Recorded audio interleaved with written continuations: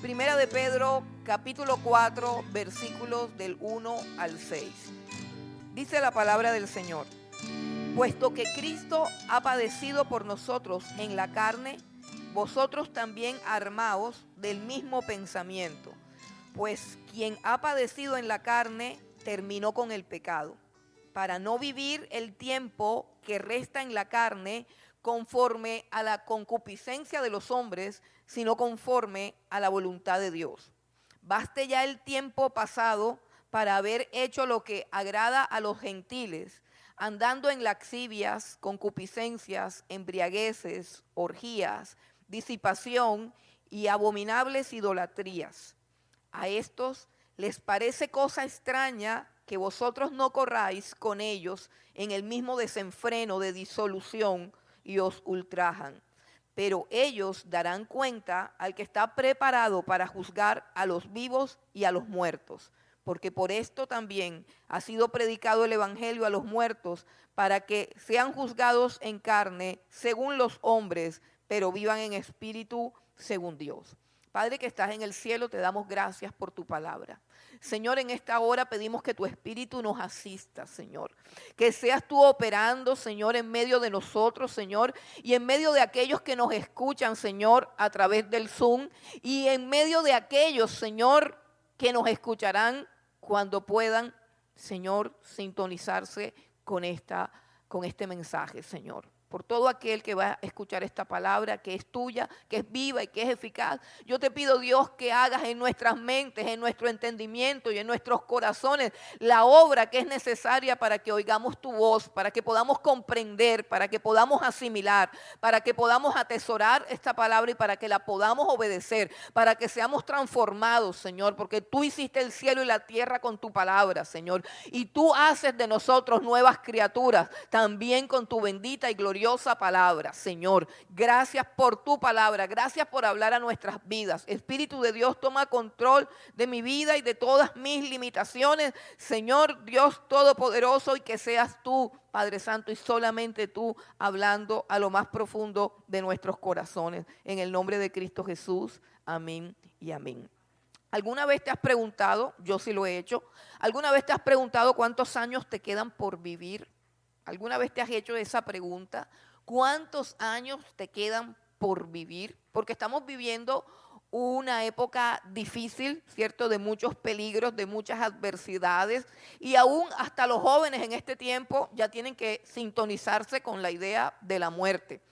Y los que de pronto ya no somos tan jóvenes, tenemos que sintonizarnos con la idea de que ya estamos avanzados y que pues el promedio de vida de una persona, ¿cierto? Son unos 80, 85 años, no sé, de pronto el promedio de vida de tu familia, dicen que tiene mucho que ver la genética, la herencia, que tiene mucho que ver, de pronto el promedio de tu familia es menos de 80, de pronto es más de 80.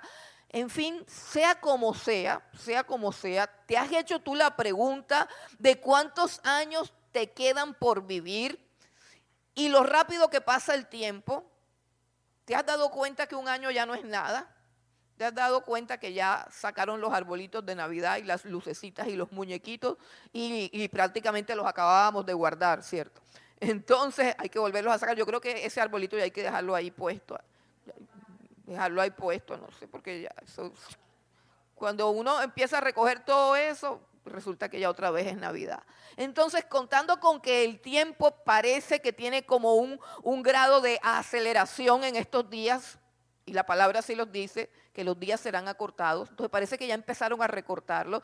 ¿Te has hecho tú la pregunta cuántos años te quedan por vivir? Y te has puesto a pensar que tu juventud no es garantía de que sean muchos, que ya eso no es garantía. Entonces, bueno, este mensaje se trata de cómo vivir el tiempo que te queda por vivir. Cómo vivir los años que te quedan por vivir.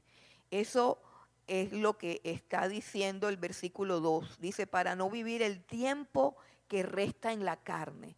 El tiempo que resta en la carne se refiere al tiempo que resta en este cuerpo, en esta vida. ¿Cuánto tiempo te queda? ¿Cuánto tiempo te queda? Y la pregunta es, ¿cómo quieres vivir ese tiempo? ¿Cómo quieres vivir los años que te quedan? Hermanos, la vida es el tesoro más valioso que nosotros tenemos aquí en la tierra. Es la vida, la salud, ¿cierto? Nosotros a veces nos hemos preocupado por dinero, nos hemos preocupado por situaciones, pero cuando es amenazada la salud, creo que la preocupación supera todos los límites, porque la vida es lo más valioso que tenemos aquí, aunque esta vida no sea perfecta ni lo único que tengamos, pero aquí en la tierra la vida es lo más valioso. ¿Cómo quieres vivir tus últimos años? ¿Te has hecho la pregunta? ¿Cómo quieres vivir el tiempo que te queda por vivir? Bueno, de eso trata este mensaje. Y en el texto que acabamos de leer, yo he encontrado 4 puntos básicos de cómo vivir los años que nos quedan. Y el primer punto que quiero desarrollar es que tenemos que vivir con fundamento. Tenemos que vivir con un fundamento. Estamos en la época de la imagen, de lo vacío, de lo vano. Estamos en la época del sinsentido. Por eso es que se han disparado todas las estadísticas de suicidios y de asesinatos, porque estamos viviendo una época donde se ha perdido el sentido. No la iglesia ni los creyentes, porque precisamente lo que Dios nos ha dado a nosotros es razones para vivir y significado y propósito a nuestra existencia. Por lo menos a mí me lo dio. Cuando yo conocí a Dios, el primer valor que adquirí fue el sentido de por qué estoy aquí y para qué estoy aquí. El propósito y el significado de mi existencia.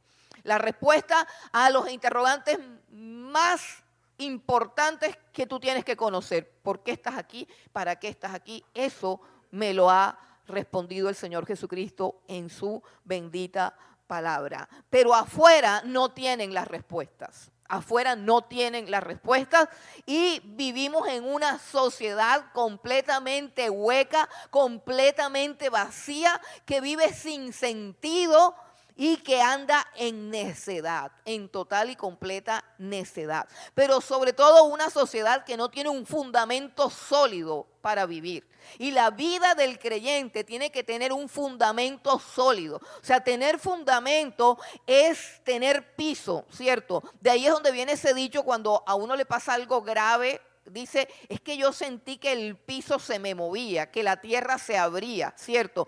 Porque cuando nosotros tenemos tranquilidad y tenemos paz, necesitamos para esa tranquilidad, para esa paz, necesitamos tener estabilidad, es decir, estar pisando un terreno firme. Y así es nuestra vida, nuestra alma tiene que tener un fundamento sólido que garantice nuestra salud emocional, mental, espiritual y física. Un fundamento sólido que asegure que yo puedo estar en esta vida sin depender de los vientos que soplen, que no voy a sucumbir frente a la adversidad, que no voy a ir detrás de todo viento de doctrina, que no voy a ser llevada por mis propias emociones.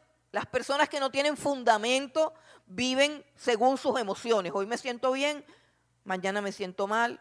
Hoy estoy alegre, mañana estoy triste. Hoy me siento Superman, mañana me quiero tirar de un edificio bien alto. Y las personas que no tienen un fundamento no saben lo que quieren. Las personas que no tienen un fundamento están siempre comenzando nuevas empresas, nuevas cosas, están cambiando de aquí para allá. ¿Recuerdan a la mujer samaritana que hablábamos de ella, cierto? No sé si fue en la clase o en un mensaje que hablábamos de la mujer samaritana, que ella no tenía un fundamento, entonces ella cambiaba de hombre, llevaba 5 hombres y ahora estaba probando un hombre ajeno, porque no tiene un fundamento sólido, porque no tiene un propósito claro en su existencia, porque no tiene una visión clara de la vida. No hay algo que sea más sólido que sus propias emociones, sus propios pensamientos o sus propias circunstancias que la pueda sostener, que la pueda sustentar. Entonces nosotros necesitamos un fundamento sólido. Y el fundamento del creyente, escuche bien, el fundamento del cristiano son los padecimientos del Señor Jesucristo. Ese es el fundamento donde descansa mi alma. Ese es el fundamento de mi paz. Ese es el fundamento de mi esperanza de que hay algo mejor mañana. Ese es el fundamento de que el presente no me puede destruir por difícil que parezca. Ese es el fundamento que mi pasado no me persigue para condenarme. Ese es el fundamento de que soy heredera de Dios, coheredera con Cristo. Pero todo ese fundamento es la cruz del Señor Jesucristo. Todos los padecimientos de Jesús. Así que yo tengo un fundamento sólido, firme, inamovible. La historia de la humanidad está dividida en dos: antes de Cristo, después de Cristo. Ese es el gran fundamento de la historia y de la existencia de todo aquel que ha creído en el Señor Jesucristo. Yo tengo un fundamento demasiado firme y ningún viento, ninguna adversidad puede destruirme. El cristiano es indestructible, no porque no sea frágil. Somos sumamente frágiles. No porque no seamos débiles, somos sumamente débiles. Pero Dios ha puesto un fundamento en nuestras vidas. Dios ha puesto un fundamento en nuestra historia y ese fundamento, repito, son los padecimientos de Cristo. Ni siquiera Cristo, porque a Cristo lo conoce todo el mundo. A Cristo lo conoce todo el mundo y aún así no tienen fundamento. El fundamento del creyente es todo lo que Cristo padeció. Desde que es rechazado, difamado, mal juzgado, injustamente calumniado, traicionado, hasta el Getsemaní, con su sudor, con su sangre, con toda su humillación, hasta todos los horrores de la cruz. Todos esos sufrimientos de Cristo son el fundamento de mi vida. Y tiene que ser lo que tengo delante de mí. Es decir, tiene que ser la visión de mi vida. Eso me tiene que acompañar todos los días de mi vida. Volvamos al texto nuevamente, capítulo 4, versículo 1. Puesto que Cristo ha padecido por nosotros en la carne, vosotros también armaos del mismo pensamiento, pues quien ha padecido en la carne terminó con el pecado. Una de las cosas que nos ha enseñado ya Primera de Pedro es que la vida cristiana es una batalla. Volvamos al texto que leímos hace unas semanas en Primera de Pedro, capítulo 2, versículo 11. Primera de Pedro 2, 11, para que recordemos lo que ya sabemos. Amados, yo os ruego como a extranjeros y peregrinos que os abstengáis de los deseos carnales que batallan contra el alma. La vida cristiana es una ¿qué? Una batalla. Y en las batallas usted tiene que estar armado. Usted no se puede ir por allá. Usted se imagina a un hombre en la Segunda Guerra Mundial por allá desarmado. Eso no se podía. Eso era imposible. Usted en la batalla tiene que estar armado. Recordemos contra quién es la batalla. Recordemos contra quién es la batalla. La batalla no es entre ninguno de nosotros. La batalla ni siquiera es contra el diablo, porque del diablo se encarga el Señor Jesucristo. La batalla es contra los deseos que quieren destruir nuestra propia alma. Eso está claro, ¿cierto? Entonces, ¿cómo nos armamos para esa batalla? ¿Qué armamento hay eficaz para que esos deseos no logren su acometido de destruir nuestra alma? ¿Qué es lo que necesitamos? Dice, armémonos de ese pensamiento. Mire qué tremendo, armémonos de ese pensamiento. ¿Usted alguna vez ha pensado que los pensamientos son un arma poderosa? ¿Sabe que el diablo acaba con una vida a través de los pensamientos? A través de los pensamientos el diablo acaba con tu paz. a través de los pensamientos, el diablo acaba con tu familia, acaba con tu salud. Entonces, tenemos que armarnos ¿en qué? En nuestra mente. Armémonos con el mismo pensamiento, o sea, con el pensamiento de ¿qué? De los padecimientos de Cristo. Y quiero que retrocedas al capítulo 3, ahí en tu Biblia, creo que sin voltear la página, en el versículo 18 del capítulo 3, o sea, el capítulo inmediatamente anterior, dice, porque también Cristo padeció una sola vez por los pecados, el justo por los injustos, para llevarnos a Dios. Nuevamente, porque también Cristo padeció una sola vez por los pecados, el justo por los injustos, para llevarnos a Dios. Los padecimientos de Cristo son el fundamento de nuestra vida, porque los padecimientos de Cristo son padecimientos vicarios. ¿Qué significa eso? Que son los padecimientos que Él experimentó tomando nuestro lugar. Que allí en esa cruz nosotros experimentamos todo lo que Él experimentó. Que allí en esa cruz Él estaba sustituyéndonos. Él estaba reemplazándonos en esa cruz. En esa cruz Él estaba efectuando lo que nosotros no podíamos efectuar por nosotros mismos.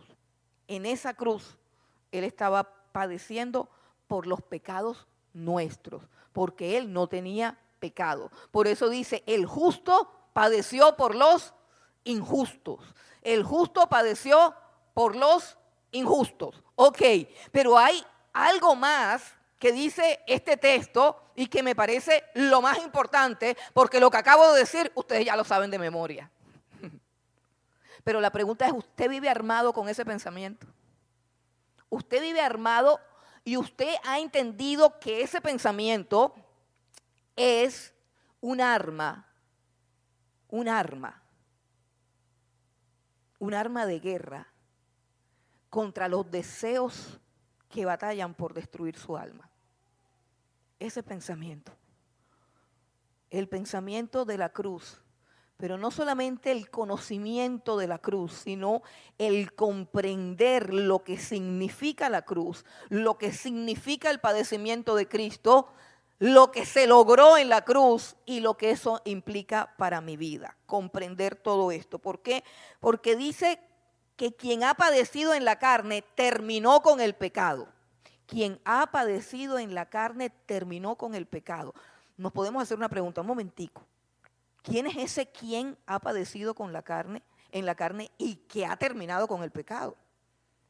¿De quién están hablando ahí? Lean bien, porque es que una de las cosas que nosotros tenemos que desarrollar es la capacidad de leer la Escritura.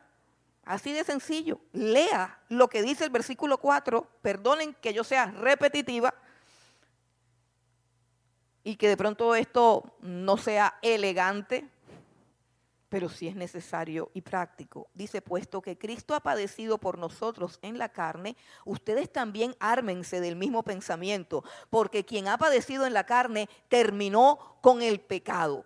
¿A quién se refiere el quién? ¿Quién se refiere a Jesús o quién se refiere a nosotros? Aquí habla de que alguien padeció y terminó con el pecado. Pues evidentemente nosotros sabemos que el primero en hacer eso fue el Señor Jesucristo. Pero es importante que entendamos lo que está diciendo la Biblia, porque decimos, sí, Él terminó con el pecado, pero ¿con el pecado de quién si Él no tenía pecado? Está diciendo que la obra de Jesús es ¿qué? Perfecta, que Él padeció una sola vez. El justo por nosotros los injustos. ¿Para qué? Para llevarnos a Dios. ¿Y qué hizo con el pecado? Terminó con el pecado. Oye, tú puedes vivir a la luz de ese pensamiento. ¿Qué pasa si en tu vida diaria tu mente está ocupada con este pensamiento? ¿Qué pasa si no está ocupada el domingo como ahora? Ahora sí, chévere, ¿cierto? Y todos tienen cara de santo. Yo veo puras luces así. Casi que nos vamos a elevar en este mismo momento. La santidad me envuelve porque la palabra de Dios está en mi mente. Pero ¿y mañana? Cuando te deje el bus. ¿Y mañana? Cuando se huele en el semáforo. mañana cuando te llamen a cobrar, ¿vas a tener el mismo pensamiento en tu mente? De eso se trata la vida cristiana. Tienes que andar armado. ¿Sí ve? A usted lo amenazan de muerte y usted o pide un escolta o anda armado. Pero usted no puede andar amenazado de muerte ahí, feliz de la vida sin nada. No, el que está amenazado de muerte anda armado. Y nosotros estamos amenazados por nuestras propias pasiones que batallan en nuestra alma para destruir nuestra vida. Así de sencillo. Y la Biblia dice, hay un arma poderosa y es que lo que Cristo hizo por ti esté en tus pensamientos. Esté en tus pensamientos. Ahora, ustedes dirán, bueno, Cristo sufrió, padeció y terminó con el pecado. Pero yo no he terminado. Yo no he terminado con eso. En cierta manera, eso puede ser cierto. Pero lo que Pedro está diciendo es que no pienses de esa manera, sino que pienses a la luz de la cruz. Es decir, que tú pienses acerca de tu pecado como algo que está terminado. Que tú no tengas agenda para pecar ya. ¿Sí entiendes? O sea, porque uno se puede enfrentar a muchas debilidades, sí, pero es que hay gente que tiene programado pecar. Porque tiene algún bache en su teología o en su doctrina, donde él dice, yo todavía no he terminado con el pecado. Si ves que es muy diferente, lo que la Biblia te está pidiendo que pienses es que te armes de un pensamiento. Y ese pensamiento es que Cristo padeció y terminó con el pecado. Y tú no puedes decir, sí, él terminó con el pecado, pero hermano, si es que Cristo terminó con el pecado tuyo, no con el pecado de él. ¿Sí entiende? O sea, el pecado con el que Cristo terminó es el de nosotros, no con el de él. Luego, ¿por qué nosotros decimos que todavía nosotros no hemos terminado? Ahí es donde está el problema. Que nosotros a veces, hermano, y yo me encuentro con personas que tienen una exaltación de la doctrina del pecado, porque hay una doctrina del pecado. Somos pecadores, tenemos una inclinación pecaminosa. Pero la Biblia también dice que no pienses en eso, sino en lo que te está diciendo. Te está diciendo que pienses en lo que Cristo hizo en la cruz del Calvario, que terminó con el pecado. Y de tal manera terminó con el pecado que tú tienes que también pasar la página de la historia del pecado. Tienes que pasar la página y decir, esto es un capítulo cerrado, esto ya se acabó. Quiero que vengas conmigo a Romanos capítulo 6, porque el apóstol Pablo hace una exposición magistral de esa situación. Romanos capítulo 6.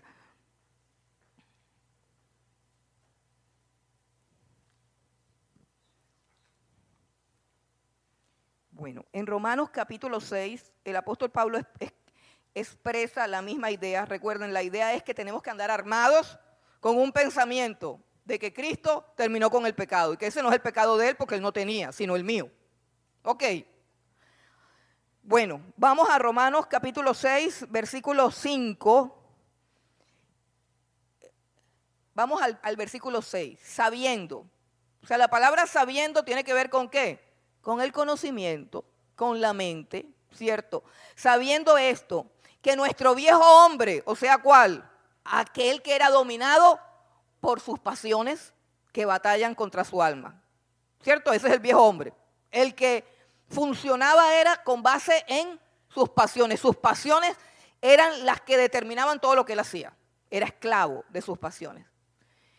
Dice, sabiendo esto, que nuestro viejo hombre fue crucificado juntamente con él, con Cristo, para que el cuerpo del pecado sea destruido. Fíjate que no dice para que el cuerpo del pecado empiece a ser destruido. No, para que el cuerpo del pecado sea destruido a fin de que ¿qué? De que no sirvamos más al pecado. No sirvamos más al pecado. El pecado está por ahí. Y el pecado está por dentro. Es decir, el pecado llama por fuera. Pero yo lo escucho porque hay algo adentro que también le gusta. Somos atraídos cuando somos tentados cuando de nuestra propia concupiscencia somos atraídos. ¿Cierto? Pues pasa algo por ahí y usted se lo queda mirando, pero ¿por qué se le queda mirando? Porque le interesa. Ok, entonces dice, a fin de que no sirvamos más al pecado. Porque el que ha muerto, ¿quién murió? Jesús, pero nosotros morimos en su lugar. Entonces dice, el que ha muerto, refiriéndose a cada cristiano. ¿Eres cristiano? Bueno, te informo que tú has muerto. En la cruz del Calvario, tu viejo hombre fue crucificado. Ese es el pensamiento. Y dice, no, pero eso no es así, pero ese es el pensamiento. Dice, porque el que ha muerto ha sido justificado del pecado. Eres tú justificado, luego tienes que haber muerto, porque la paga del pecado es muerte. Y para que tú quedes libre de la deuda del pecado, tú tienes que pagar. Tú tienes que pagar. Para que a ti te den un paz y salvo, tú tienes que pagar. Pero tú no tenías cómo pagar y Jesucristo pagó. Y la paga era muerte. O sea, no se puede pagar con buenas obras. No se puede pagar haciendo obras de caridad, no se puede. La maldad nuestra no puede ser cancelada con obras buenas, sino con la vida. La paga del pecado es muerte. Jesús murió. Y solamente si yo morí ahí, en esa cruz, es que soy justificada. El que ha muerto ha sido justificado del pecado. Es decir, lo que debía por su pecado era la muerte, lo pagó, ya no debe nada. Sí, eso es como elemental. Bueno. Versículo 8, ahora, y si morimos con Cristo, creemos que también viviremos con Él. O sea, viviremos con Él, ¿sí qué? Si morimos. No, no es que ahora todos vivimos en Cristo. No, si no has muerto en Él, no estás viviendo en Él. ¿Sí entiende? Entonces, si usted se vuela un paso, usted no tiene el segundo. Dice, si morimos con Cristo, el viejo hombre, el dominado por sus pasiones, entonces sí tienes la vida de Cristo. Si tú no has experimentado muerte de tus pasiones, tú no puedes experimentar la vida del Señor resucitado. Ok, continuamos. Otra vez viene sabiendo, versículo 9, sabiendo de saber. Y usted dice, no, pero es que a mí en la práctica no, pero usted tiene que saber. Por eso es que la palabra de Dios es poderosa. Dice, conoceréis la verdad y la verdad te hará libre. Dice, sabiendo que Cristo, habiendo resucitado de los muertos, ya no muere, la muerte no se enseñorea más de él. Porque en cuanto murió al pecado, murió una vez por todas, mas cuanto vive, para Dios vive. Así también nosotros, versículo 11, te va a decir ahora lo mismo que te acaba de decir Pedro. Así también nosotros, consideraos, o sea, considérate muerto para el pecado, pero vivo para Dios en Cristo Jesús, Señor nuestro. ¿Qué está diciendo? Considérate. De manera personal, tú tienes que percibirte a la luz de la muerte de Jesús. Entonces, cuando el pecado llama a tu puerta y tu corazón dice, uy, qué rico, tú simplemente dices, para eso yo estoy muerto, ¿cierto? Si tú le tocas la puerta a un muerto, el muerto no responde. ¿Por qué? Pues porque está muerto. Si tú vas a la casa de un muerto a invitarlo a un baile, a un fandango, a una orgía, a una no sé qué, el muerto no va a ir contigo. ¿Por qué no va a ir contigo? Pues porque se murió. Porque se murió. Así también considérate muerto para el pecado, pero considérate vivo para Dios. Sí, porque es que Él vino a darnos vida. Pero esa vida tiene que manifestarse en otras cosas. Más claro lo dice Pablo, versículo 12. No reine pues el pecado en vuestro cuerpo mortal, de modo que lo obedezcas en sus concupiscencias. Y nuevamente la palabra concupiscencias, los deseos desordenados que batallan para destruir nuestra alma. Esa es una palabra que tenemos que memorizar el significado. Porque uno dice, ¿eso qué es? La concupiscencia, los deseos desordenados que batallan para destruir nuestra alma, contra los cuales tenemos que estar armados. Dice, ni tampoco presentéis, o sea que esto es un asunto ya de la práctica, de la voluntad. ¿Estás vivo para Cristo o estás vivo para el pecado? ¿Para qué estás vivo? ¿Cómo estás viviendo los años que te quedan por vivir? ¿A quién le estás dando el vigor de tu vida? ¿A quién le estás dando todo lo que tienes y eres? ¿A quién estás sirviendo tu cuerpo? ¿Para quién estás vivo? ¿Para quién estás muerto? Ni tampoco presenten sus miembros al pecado como instrumentos de iniquidad. Más bien, preséntense ustedes mismos a Dios como vivos de entre los muertos. Y vuestros miembros, o sea, tu cuerpo, preséntaselo a Dios como instrumento de justicia. Dice, no presentes tu cuerpo al pecado. No prestes tu boca para hablar necedad. No prestes tus ojos para ver inmundicia o iniquidad. No prestes tus manos para hacer lo malo. Y no prestes tus pies para caminar hacia el mal. Porque ese hombre que se deleitaba mirando lo malo, oyendo lo malo, tocando lo malo y caminando hacia el mal, murió en la cruz del Calvario. Y para que murieras, Cristo murió en tu lugar. O sea, todos los padecimientos de Cristo tienen un propósito, y es que tu cuerpo no sea esclavo del mal. Que tu cuerpo no sea esclavo de tus pasiones. Pero no se queda ahí, sino que tu cuerpo sea un instrumento de justicia, de amor, de verdad, un instrumento de Dios. Porque no se trata de jugar a la estatua. Entonces todo está prohibido, no hacemos nada. Entonces, ¿qué hacemos? No. En el reino de los cielos hay mucho que hacer. Hay mucho trabajo que hacer. Y finalmente el versículo 14, que es mi versículo favorito de este capítulo, porque el pecado no se enseñoreará de vosotros, pues no estáis bajo la ley, sino bajo la gracia. ¿Qué sucede? Que hay un mal concepto de la gracia. La gente cree que la gracia divina es la capacidad que tiene Dios de perdonar el pecado.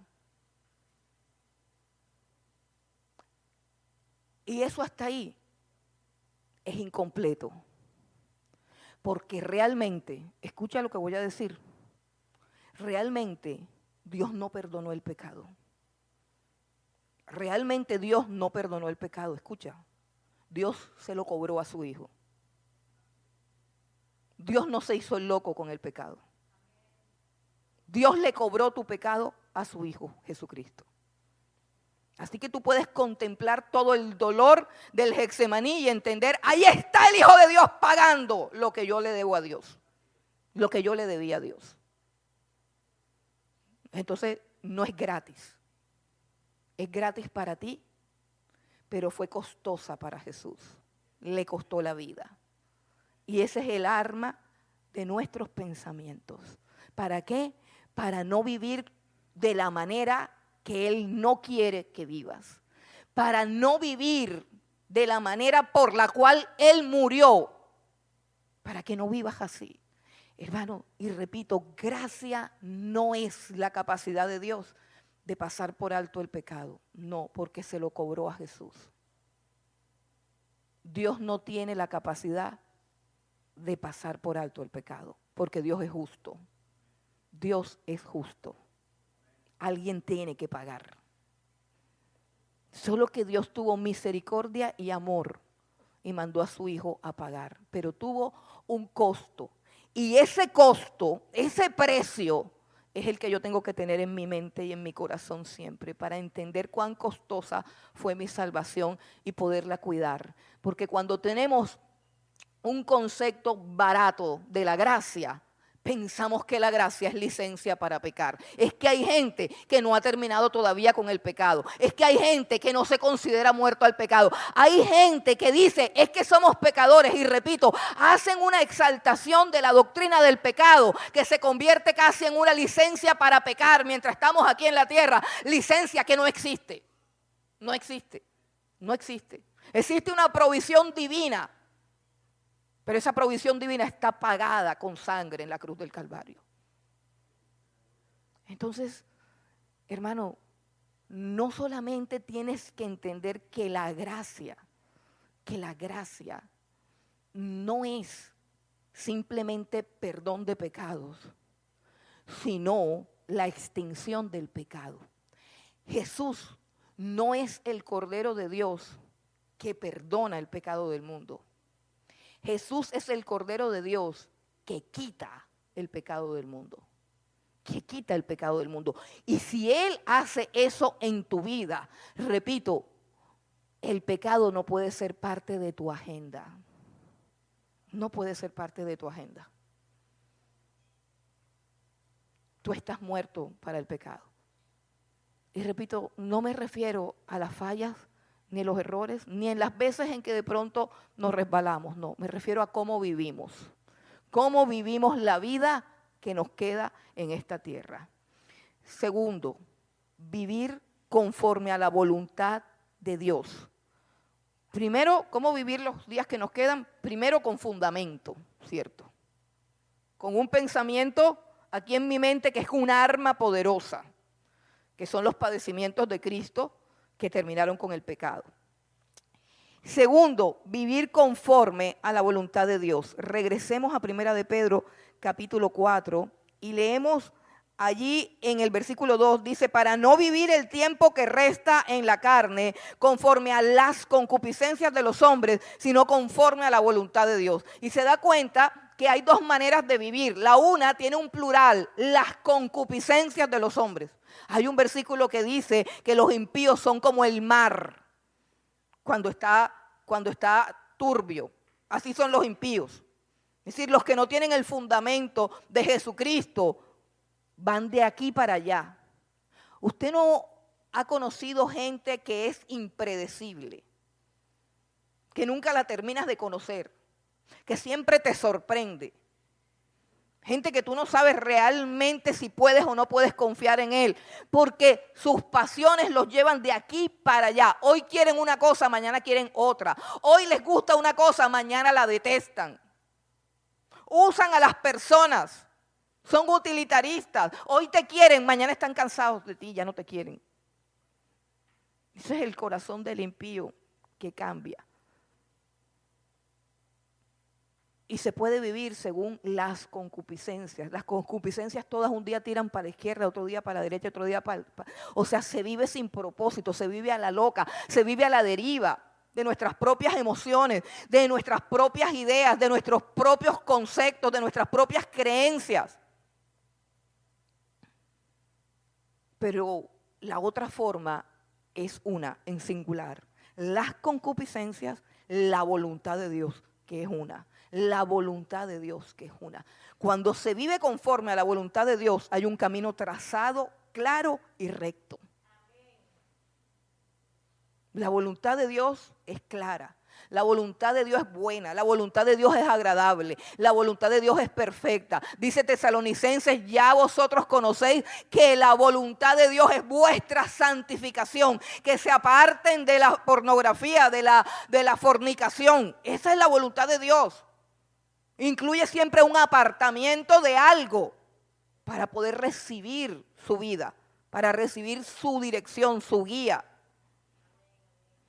¿Tú te has preguntado cuál es la voluntad de Dios en cada cosa de tu vida y en cada decisión que tomas? ¿Has entendido que hay una senda recta trazada por Dios que es su voluntad? Y hay una voluntad general, que la voluntad es que tú vivas para la gloria de Dios. Pero hay una voluntad específica que tú alcanzas a entender en la medida en que tienes una comunión íntima, profunda y clara con Dios a través de la palabra de Dios y a través de una disciplina de oración clara en su presencia.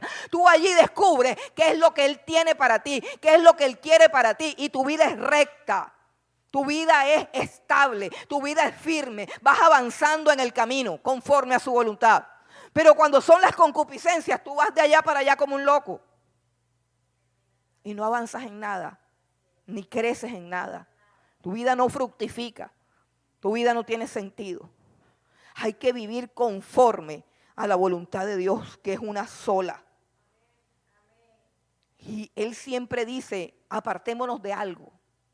Y usted tiene que tener claro cuál es la cosa, el lugar, las personas, los hábitos, los programas, las cosas específicas. Eso es específico, eso es en tu intimidad, eso es en tu intimidad. A mí me pasa a veces que empiezo a ver un programa y de repente viene una escena. Yo siento la voz de Dios en mi corazón, no es audible, no es audible. siento la voz del Espíritu Santo que me dice, no veas eso. No lo veas.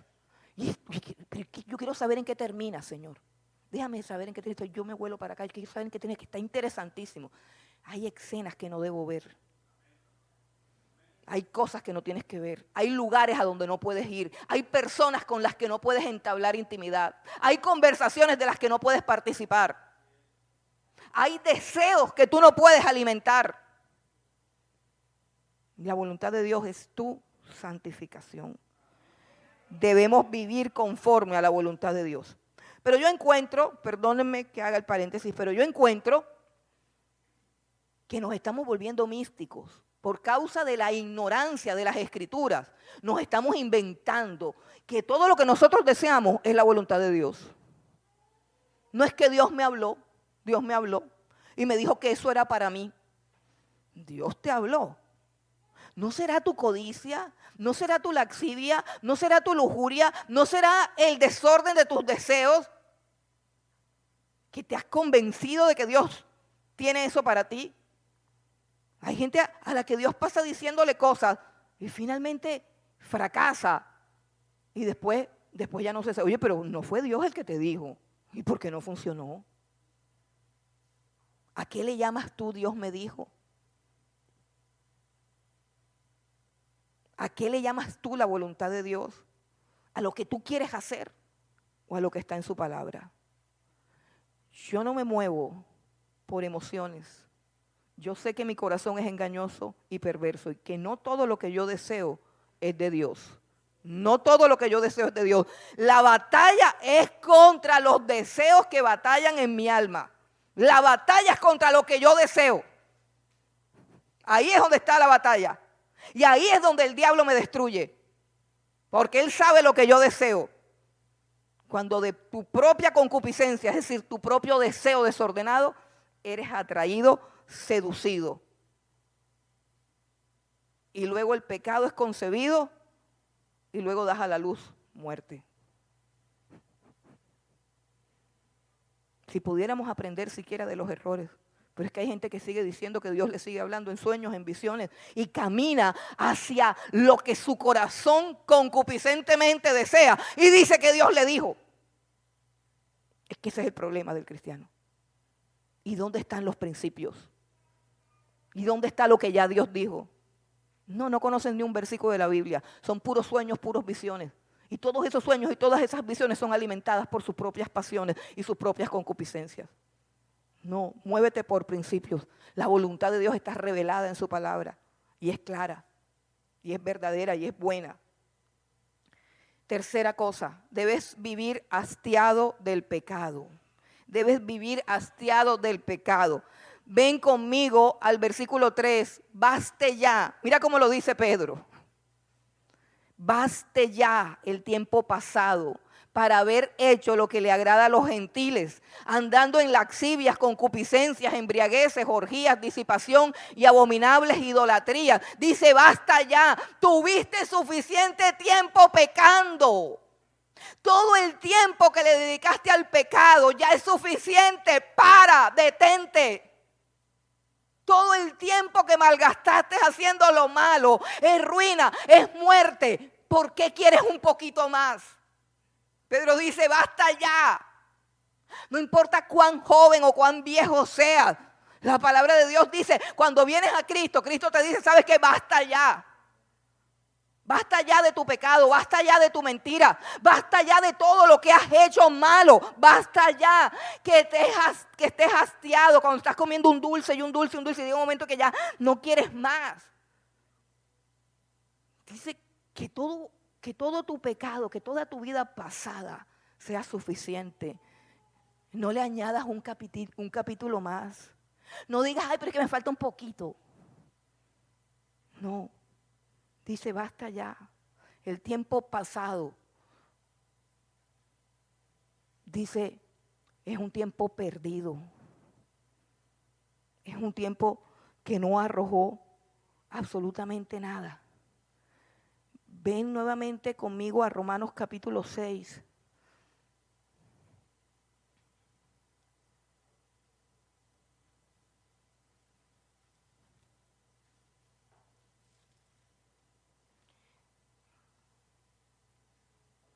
Romanos capítulo 6, el versículo 20, dice, porque cuando erais esclavos del pecado, eras libre acerca de la justicia. Ay, qué chévere. Mira, cuando tú eras esclavo del pecado, tú podías hacer lo que te da la gana. No tenías que leer la Biblia, no tenías que madrugar para orar. No tenías que estudiar la palabra de Dios. No tenías que esforzarte por armar a los hermanitos. El que te caía gordo y ya eso se acabó. No tenías que diezmar, no tenías que ofrendar. Tú cogías tu plata y ya y te la gastabas como te daba la gana. Cuando tú eras esclavo del pecado, pues de esa manera, pues parece que es como chévere, ¿no? Así dice, versículo 20, dice Pablo, cuando eras esclavo del pecado, eras libre acerca de la justicia. O sea, no estabas obligado a ser justo. No estabas obligado a ser santo. No estabas obligado a vivir en integridad. Todo lo que te pareciera hacer estaba bien. Pero mira la pregunta que hace Pablo, y quiero que nos las hagamos ahora. ¿Cuántos pecadores hay aquí? Okay. ¿Cuántos vivimos en pecado, sin Cristo, perdidos en nuestras concupiscencias, en nuestros errores? Veo muchos santos. Bueno, versículo 21, esto es para los pecadores, para los santos no. Hagámonos la pregunta, dice, pero ¿qué fruto tenías de aquellas cosas de las cuales ahora os avergonzáis? Porque el fin de ellas es muerte. Dice, ¿qué fruto tenías de eso? Dime, ¿qué sacaste? Cuenta tus pecados, cuenta tus locuras, cuenta tus fornicaciones, tus adulterios, tus borracheras, tus robos, tus burlas, tus traiciones, tus mentiras, tus engaños, tus hipocresías. Cuéntalas todas y dime, ¿qué ganaste? ¿Qué puedes recordar de tu vida pasada? Y dime, ¿qué ganaste? Dice, el fin de todo es muerte. Dice, lo único que hereda el pecador es muerte. Y muerte no solamente muerte, la muerte eterna, sino muerte en esta vida. La ruptura de las relaciones, el deterioro de las relaciones, la pérdida de la credibilidad, la pérdida quizás de una carrera, de dinero, de empresas, de familia, de honradez, de todo. ¿Y tuviste algún fruto cuando hacías lo que te daba la gana? Pues no, solamente vergüenza. Mas ahora, versículo 22, mas ahora que habéis sido libertados del pecado y hechos siervos de Dios. ¿Cuántos son libres del pecado y siervos de Dios? ¿Cuántos? ¿Cuántos son libres del pecado y siervos de Dios? Bendito sea el Señor, bendito sea el Señor. Prefiero su yugo que el yugo del pecado. Bendito sea Dios. Mas ahora que habéis sido libertados del pecado y hechos siervos de Dios, tenéis por vuestro fruto la santificación. Ese es el fruto de seguir a Dios. Ser mejor persona, ser mejor ciudadano, ser mejor padre, ser mejor hijo, ser mejor madre, ser mejor miembro de una comunidad. Que tu vida sea beneficiosa para esta comunidad perversa que anda en tinieblas. Que seas luz y no tinieblas. Ese es el fruto. Ese es el fruto, santidad. Tenéis por fruto santidad y como fin la vida eterna. La vida eterna. Aleluya. No hay nada más glorioso que eso. Bendito sea el Señor. Pero cuando hablamos de estas cosas, hermanos, nuevamente, volvamos, que tenemos que vivir hastiados del pecado. Eso implica renunciar a querer agradar a los inconversos, a los gentiles. Todos ustedes tienen amiguitos de la vieja vida, ¿cierto? Bueno, si tú quieres caminar este camino y ganar esta batalla, tú tienes que renunciar al deseo de agradarlos, de hacer lo que a ellos les gustaba que tú hicieras. Así de sencillo, así de sencillo. Dice, baste ya el tiempo pasado para haber hecho lo que agrada a los gentiles. Ya no puedes vivir para agradar a la gente que agradabas ahora. Tienes que renunciar a eso. Repito, tienes que renunciar a ser popular. Tienes que renunciar a ser simpático. Tienes que renunciar a que te alaben. Tienes que renunciar a que te elogien. Tú tienes que renunciar al reconocimiento humano. Porque Dios te está ofreciendo su propio reconocimiento y su propia gloria. Tú tienes que renunciar a la gloria de los hombres por la gloria de Dios. Porque la gloria de los hombres es vana. Pero la gloria de Dios es eterna. Tienes que renunciar a tratar de agradar a aquellos que solamente andan haciendo estas cosas. Mire la lista. Baste ya el tiempo pasado para haber hecho lo que le agrada a los gentiles, andando ¿qué? En laxivia. ¿Qué es laxivia? Es todo deseo desordenado. Laxivia, todo deseo desordenado. Toda corrupción moral, laxivia. Concupiscencias. También los deseos desordenados de la carne. Las laxivias tienen que ver más que todo con los deseos sexuales. Y las concupiscencias tienen que ver con todo tipo de deseos. O sea, deseo todo lo que es un deseo desordenado. Implica borracheras, implica embriaguez, implica glotonería. Todo deseo desordenado está catalogado como concupiscencia. Dice laxivias, concupiscencias, embriagueces, orgías. Estudiando lo que significa la palabra orgía, un estudioso de los términos griegos dice que orgía, en aquella época en que escribe Pablo, orgía era una procesión de personas embriagadas y desenfrenadas que iban por las calles gritando y haciendo inmoralidades. Eso era una orgía. Dice orgía, disipación. La disipación ha sido traducida como las fiestas desenfrenadas que no se acaban nunca. Fiestas desenfrenadas que nunca se acaban, disipación. Y dice abominables idolatrías. Y dice basta ya de todo eso.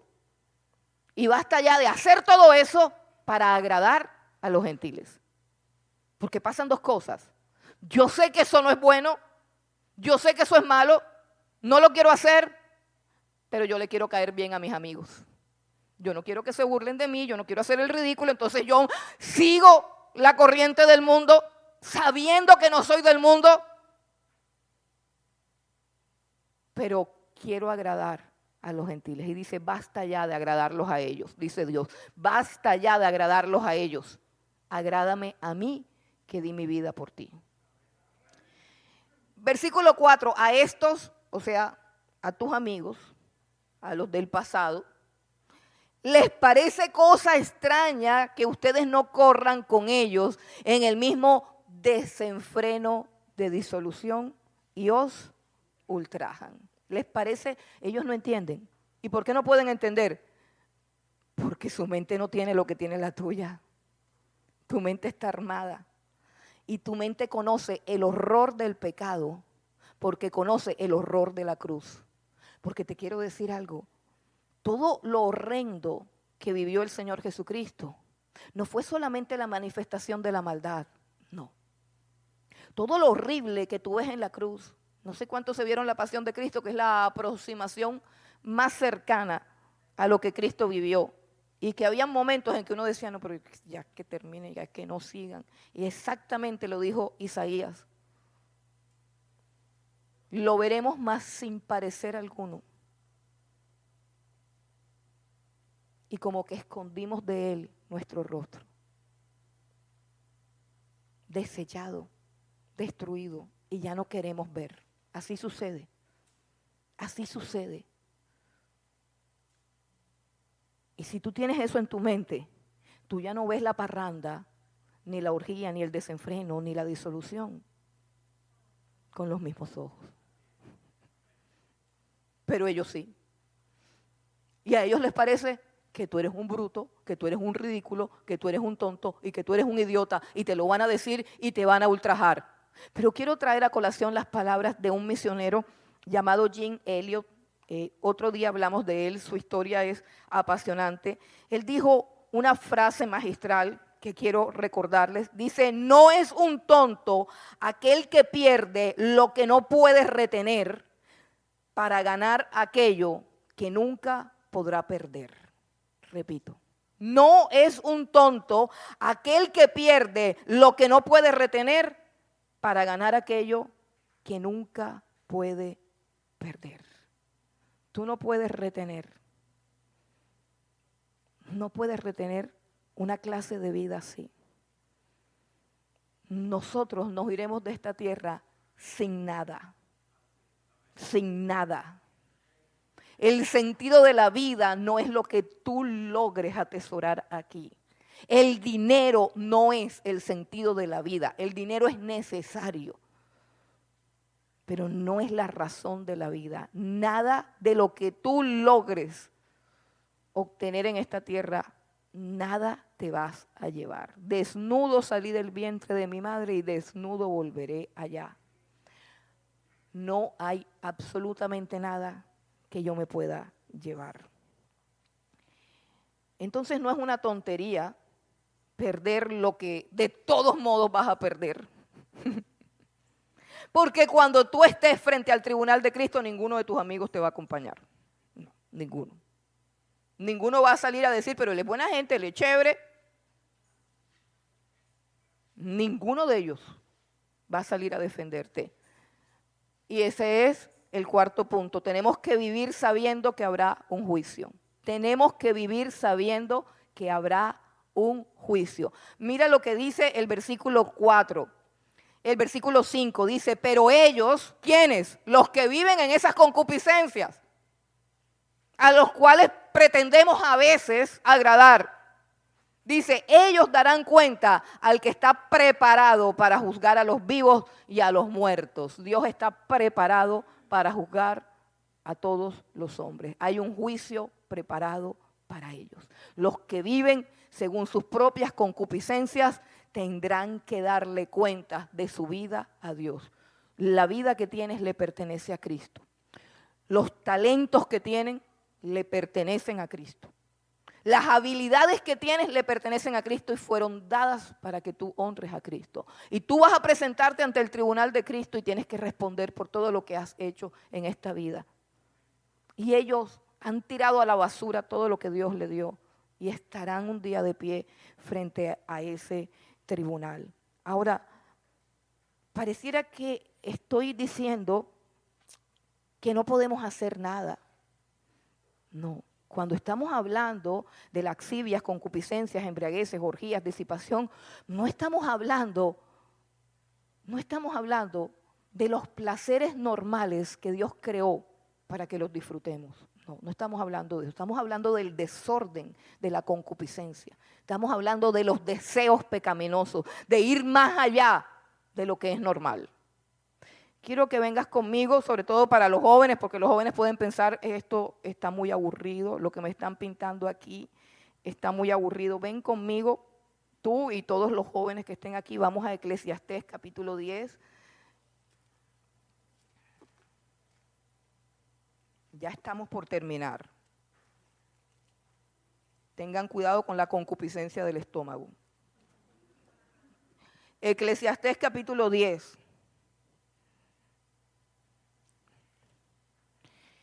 Vamos a leer el versículo 9 para que conozcamos a Dios.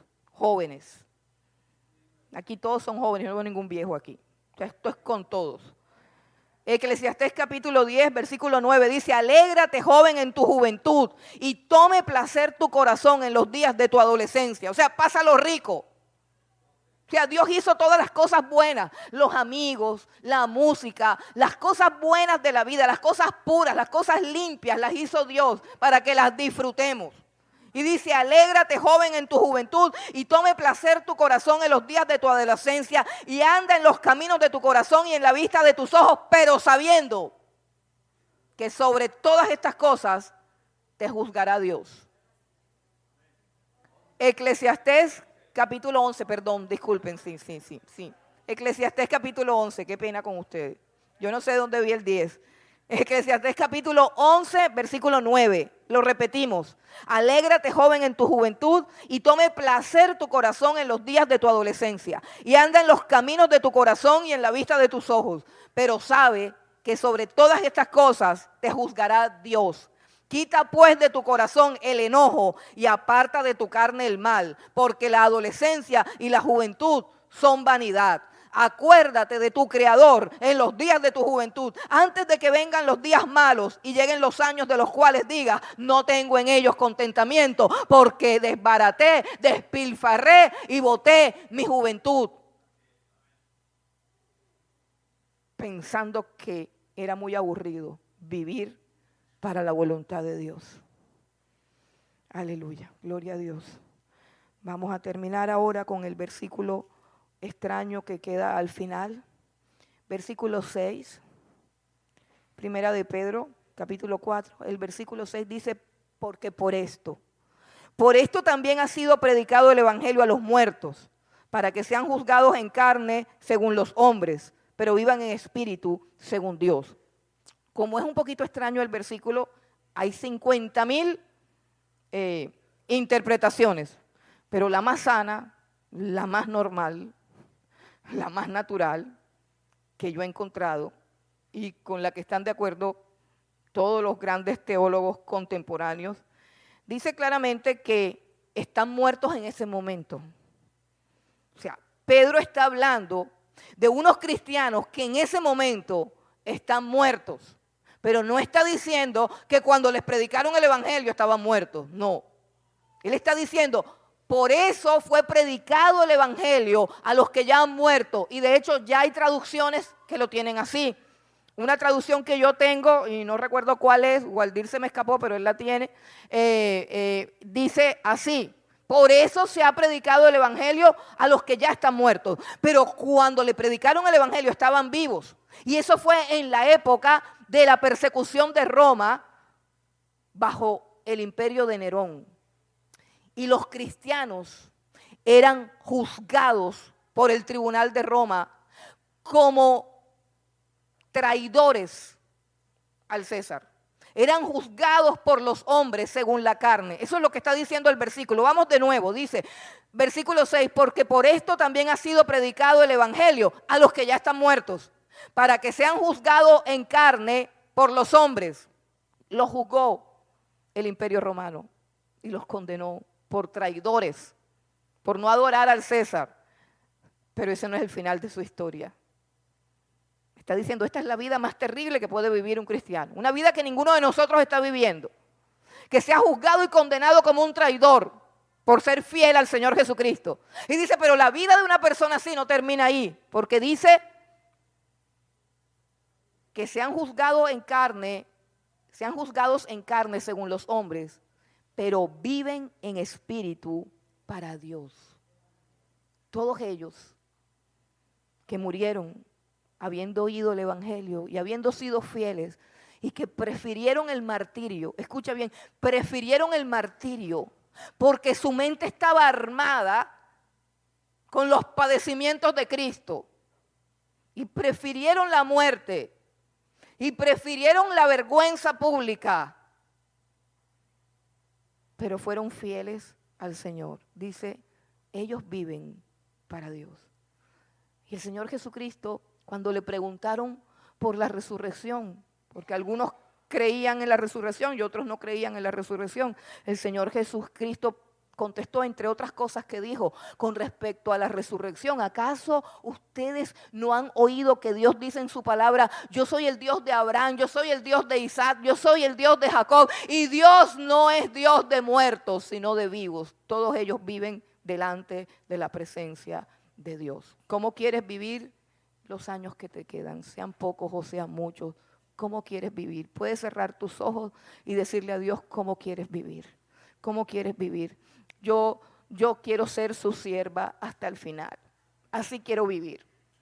Yo quiero vivir lo que me queda por vivir. No sé si son 5, si son 6, si son 10. Pero yo quiero ser lo mismo que cantamos ahora. Yo quiero cantárselo hoy al Señor. Y yo quiero invitarte a que tú, armado de ese pensamiento, de los padecimientos de Cristo, que terminaron con tus pecados, le digas al Señor ahora que tú ya no quieres ser siervo del pecado, sino que quieres ser siervo de la justicia, que quieres vivir para Cristo y que quieres ser un siervo para su gloria. Dile: Señor, quiero vivir la vida que me queda.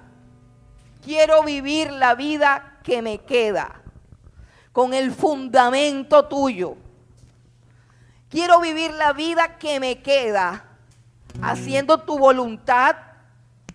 Quiero vivir la vida que me queda hastiada del pecado. Quiero vivir la vida que me queda sabiendo que habrá un juicio para los pecadores y que yo también voy a comparecer ante el tribunal de Cristo. Quiero vivir la vida que me queda para tu gloria. Quiero disfrutar de las cosas que tú me has dado, Señor, pero haciendo todo para tu gloria y para tu honor.